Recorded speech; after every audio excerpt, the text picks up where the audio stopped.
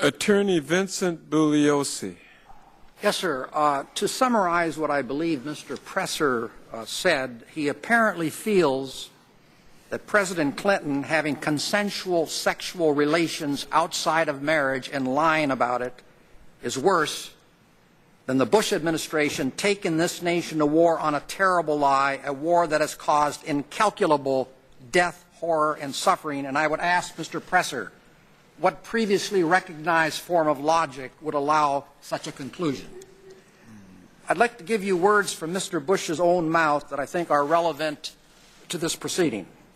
January 31st, 2003, less than 2 months before Bush ordered the invasion of Iraq, on the rationale that Hussein was an imminent threat to the security of this country, so we had to strike first in self-defense.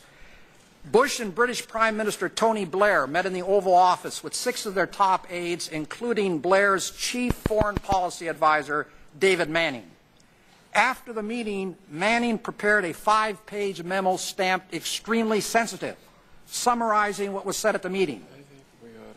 He wrote that George Bush, not Blair now, George Bush was so worried about the failure of UN inspectors to find weapons of mass destruction in Iraq that he talked about 3 possible ways to, quote, provoke a confrontation, unquote, with Hussein, one of which was to, quote, this is quoting George Bush, quote, fly U-2 reconnaissance aircraft over Iraq, painted in United Nations colors, and if Hussein fired on them, Bush said, he would be in violation of UN resolutions, and this would justify our going to war.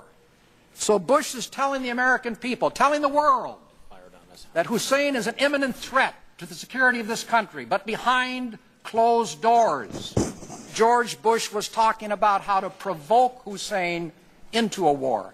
Now, Chairman, may I draw an inference from this? Thank you.